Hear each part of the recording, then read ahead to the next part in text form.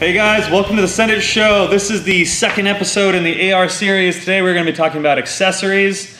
And just a disclaimer, we've already cleared all these guns. There's no ammo in the area. Sean will be clearing them as he picks them up again. Yeah. Just to be triple, Safety quadruple first. safe. But yeah, we don't play around with guns while we are also drinking at all.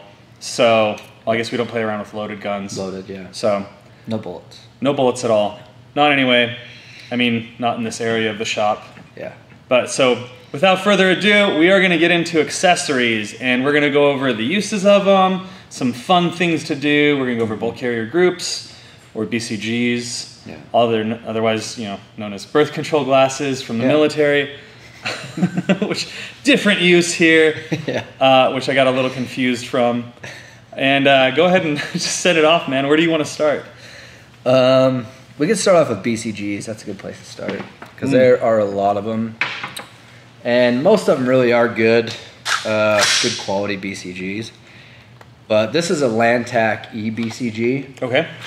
They're a little more on the higher end, a little more expensive, but they're pretty and they're smooth. So when you say they're on the higher end, they're a little more expensive. Yeah. What are a couple different types of BCGs? What's like the low end? Yeah, what's the high end? The finish, you got your normal black nitrate, then you got your chrome. Mm-hmm. There's a lot of different finishes now. The nickel boron. Yeah, this is nice. Yeah, it's very smooth. They actually smoothed out the cam pin, so it's not a square kind of block. There's no sharp edges on that one. No, this one's great. Yeah. And this one ran about how much? I think that like 3 something. 3 something? Okay. Yeah. So what's the low end on the price for BCGs? Palomino State Armory, you can usually get them for $80 on sale. And they're just your normal black nitrate. They're not bad. Most of them aren't. As long as they're, what is it? MPI stamped. Yep. Some magnet, something or other. But see, that one's a little more squared. That one's a little bit dirty, but yeah, and this one's like your basic. Your black. This is your basic black nitrate. Yeah. This is about as basic as it comes. This is like what you see in the military rifles too. Yeah. And it's more than just a little dirty. Dirty. So Sean was just having some fun, and some guns I keep extremely clean, and others, get a little dirty. One of the beauties of the AR that I enjoyed in the military was that I could just get this thing dirty as hell. Yeah. And it would just keep running. Yeah. So. And that's why a good BCG comes to hand, because you run a little bit cheaper one, you never know. But I mean, if you run a high end one, like this one has a Sharps Rifle Company out of Wyoming, and this one has a slide fire buttstock with a suppressor, so you get a lot of blowback gas. And running full auto pretty much with this, you're getting a lot of carbon buildup. Yeah. I mean, a lot. So, I haven't had a failure with this one. It's stiff and it's very dirty. But that thing still runs perfectly fine. And it's a Sharps rifle. Filthy. Yeah, man, this is a little, you can tell this thing is just. But it still runs. It's had a lot of use. They've torture tested the hell out of that thing. And it's never failed. They've had. So you got this as part of the gun, though, right? So you didn't buy this BCG alone, did you? I did. How much I was bought this that I actually bought that at SHOT Show from Sharp Rifle Company. Oh, nice. They gave me a deal because. Got the Wyoming cowboy on the side? Yeah, I think so. I have a cabin in Wyoming, so they gave me a bit of a deal on that. Nice. But I want to say I'm now officially coated because BCG film. Just BCG all over me. Yeah. BCG goo.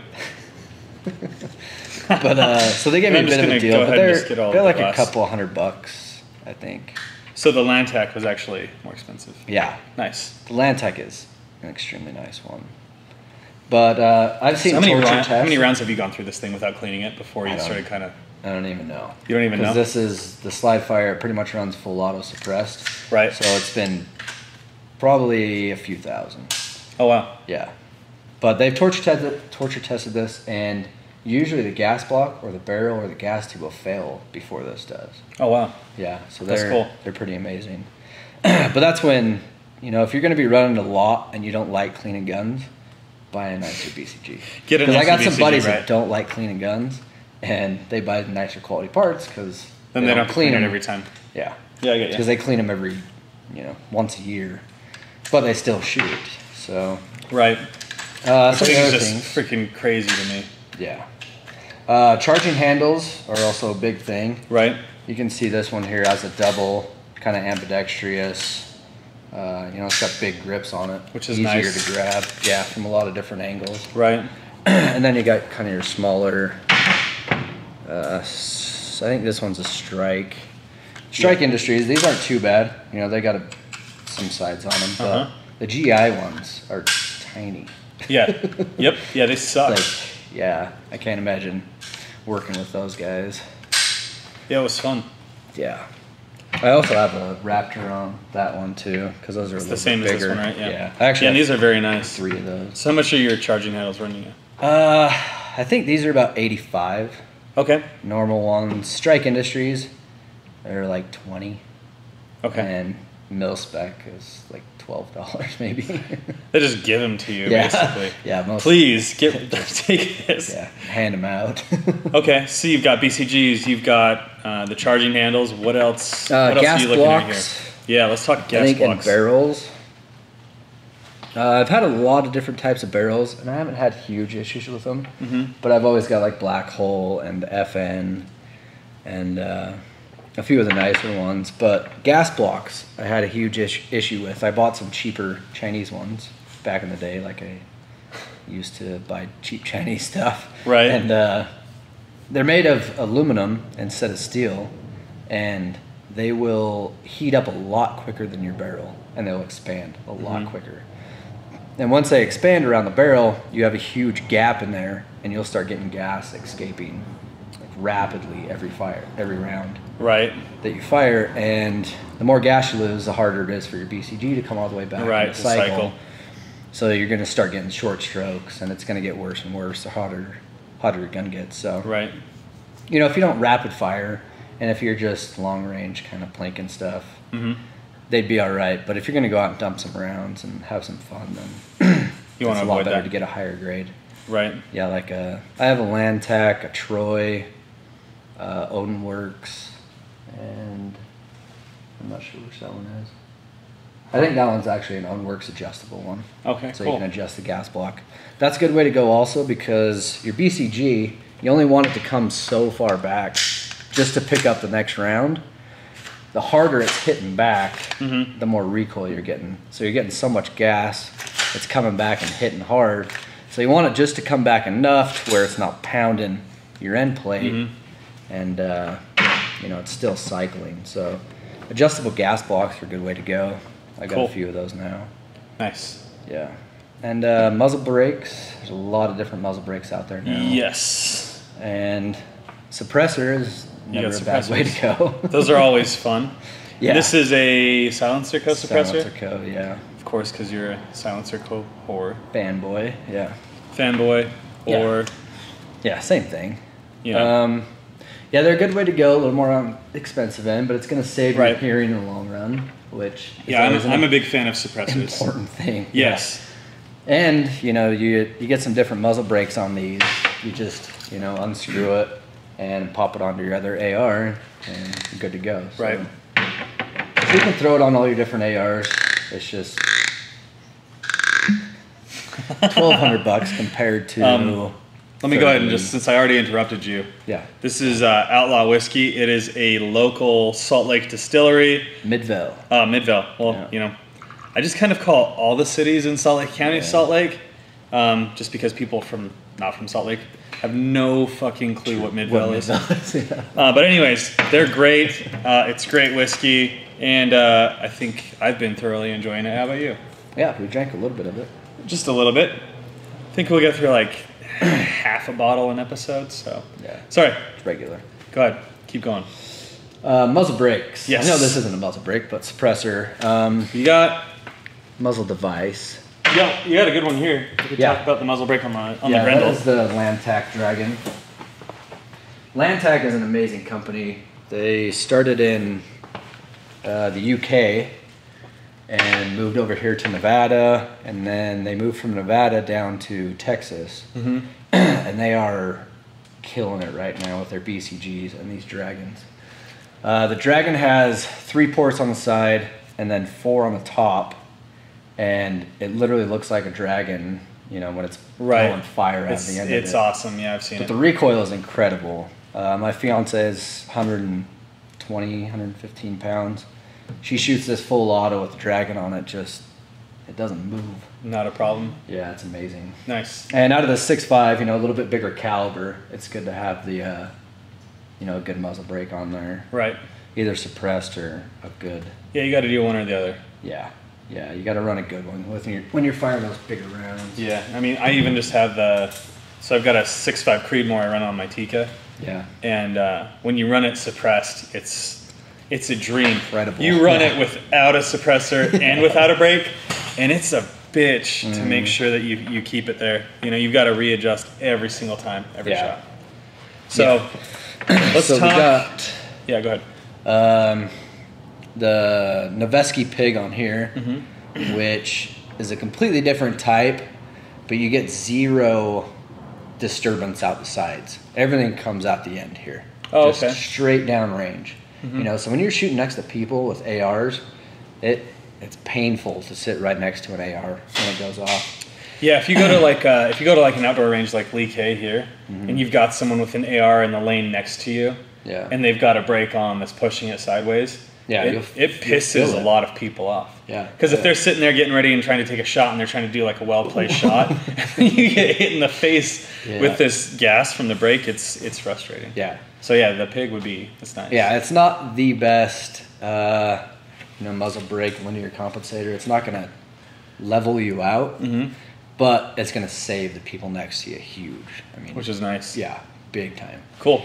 Over here, the AR pistol, we got the Strike Industries cookie cutter, and a lot of people look at this and think it's just kind of fun, crazy, you know, fire breather. Right. But this thing actually really does help a lot with recoil. Okay. There's been a lot of tests done, and the owner of Strike puts a lot of stuff into his product, and he actually made this thing fun, neat looking, and you know, like a fire breather. But it actually helps a lot. It helps with the recoil a ton. But this thing will blow flames. I mean, 4 feet out each side of the gun. Yeah, you were just saying you were at an indoor range, right? Yeah. And a guy 2 lanes down complained that you were hitting him. So, I mean, it's a fire breather for sure, right? Yeah. That's crazy. But this is more just kind of a fun gun. You know? Yeah. I mean, yeah. It's something you keep it's the truck gun, but right. I mean, it's something you're not really going to use, and in the meantime, it's just kind of for fun, just to go play with. Right. People say the range, and it's like, oh, can I shoot that? It's like, yeah, just be careful, and these pistols you're not supposed to shoulder because of the thing, but you really don't want to shoulder them because having this that close to your face is bad. Really kind of hurts. Not to mention illegal. Yeah, and it's it's a little illegal to federal crime. A little federal infraction. Yeah. So don't do it. No big deal. Do not fire it while shouldered. Yeah. Don't do that. The next thing I wanted to get into, I mean, we've got the different buttstocks and all that, right? Yeah. But I wanted to let's get into sights and optics first, and then let's do buttstocks last. Okay. So I got a lot of different types here for a lot of different reasons. I have iron sights on this, just because. And these are just your basic iron sights? They're Diamond Head, which is a pretty good company. This is a Diamond Head handguard. But I mean, as far as like the sight picture and all that, it's like your basic iron sight. Okay. Yeah, they're very normal, but they're nicer ones. They're plastic. They're not metal ones or anything. But Diamond Head's a good company to make good quality stuff. Cool. So are they easier to adjust up and down? Yeah. Oh yeah, they adjust everything. Because so on that one, and they pop up. Nice. But yeah, it's got a little wheel right here. You can spin. So you just have a wheel? Up and down. Yeah. Man, yeah, because like on the stock issue stuff. Yeah, it's tough to adjust. You've got like a nail and you're like pushing it down and then pushing it around, and then they ended up getting like an actual tool on Gerbers where they had it where it was easy. But yeah, no, it's nice to see that you've got one. I don't have any of those type of GI iron sights because they never do that. Man, I used to deal with those. It's like bane of my existence. Yeah, It's like the worst part of going to the range was fun until you had to adjust your sight. Yeah, and then it was awful. Very awful. Talk to us about ACOGs. All right. The Trigicon ACOG is pretty much one of the top quality scopes out there. Right. And they make a lot of different ranges, you know. But this is the normal 4.5. I believe it is. I've had it for a long time, so I can't remember. And ACOGs are good for tactical use. Yeah, 4x32. You're not gonna like long range shoot with these things. No. But it's gonna get you to the point where you can see better than yards, you know. Yeah. So I mean, it's good for the tactical stuff, right? Like closer range stuff, maybe mid range stuff. I don't think you're gonna want to use it for more than 500-600 yards. Yeah. After that, you're gonna start to need something a little more heavy duty. Yeah. But yeah, ACOGs are great. I love them. And you never need a battery because it's amazing. Fiber optic, right? Tritium at night, fiber optic during the day. Correct. So 0 batteries, which is nice. They're pretty much like indestructible, right? Did you ever break one or see a broken one? No. Never? No. I think we even ran over one. I was gonna say I've heard some being ran over and they've. Well, we ran over it just with the Hilux though. I'm sure if you ran over that thing with an MRAP, you'd break it. Yeah. But yeah, we ran over it with a pickup. 25. And it was like still fine. Yeah.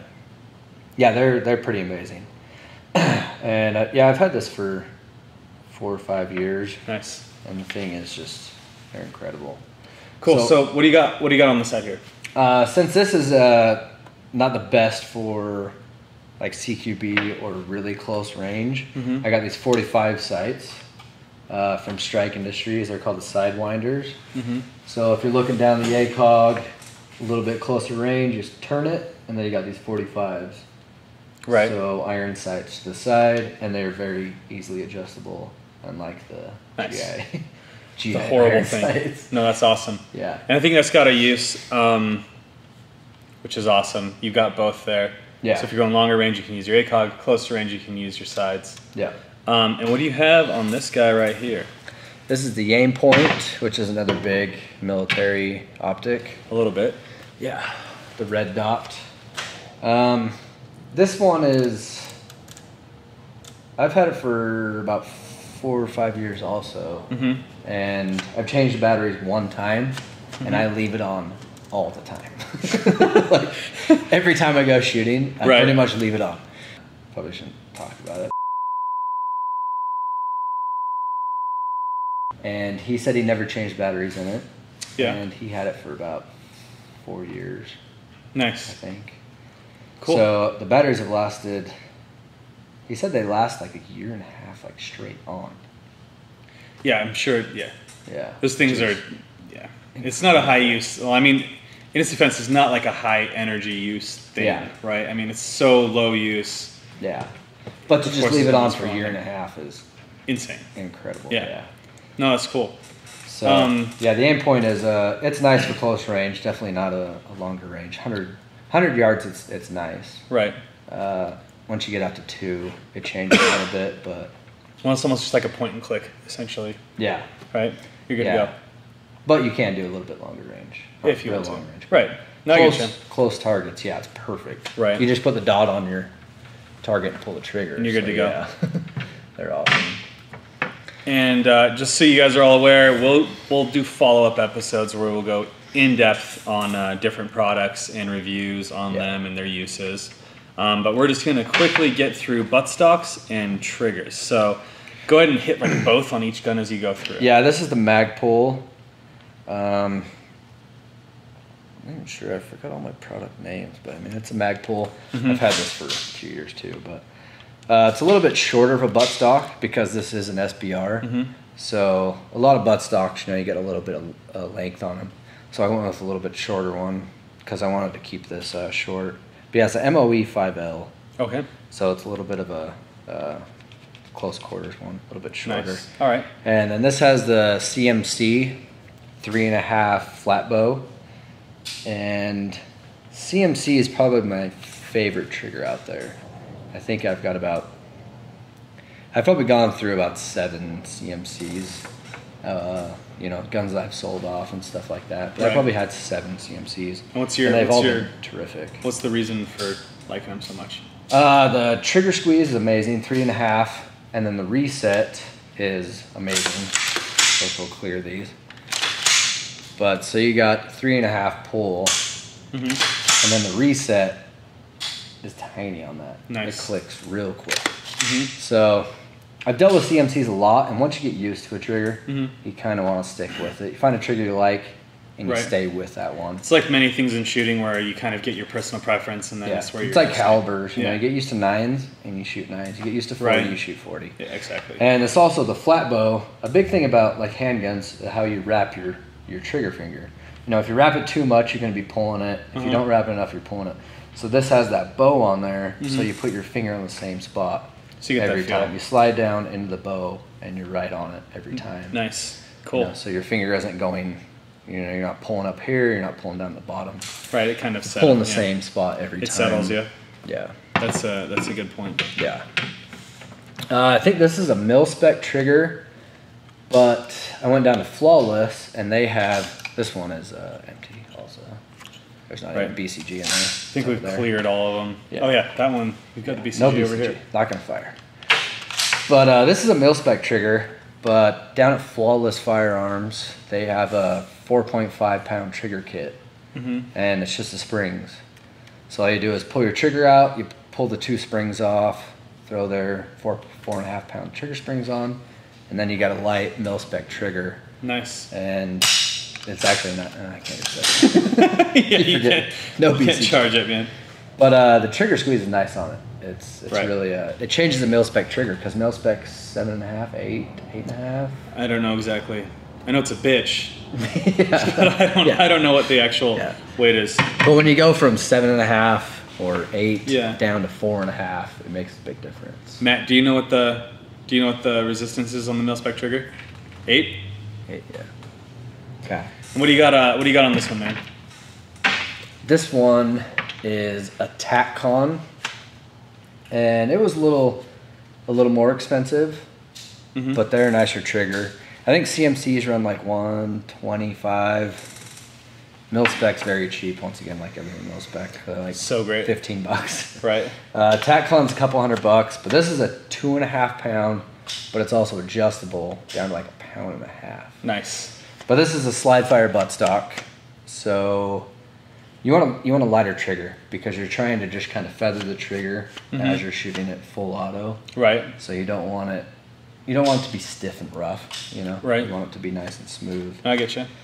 And this one doesn't have the bow on it, but it's got a slight curve. It's not a huge curve like most of the mil-spec. So it's a comfortable. It's kind of halfway in between mil-spec and the straight. Yeah. No, cool. And then this one also has a CMC. For long range, CMC is perfect, because you have that finger rest. Right. Where you're pulling the same position every time. That's great. Yeah. It's a good way to go. Let's go ahead and cut it short here.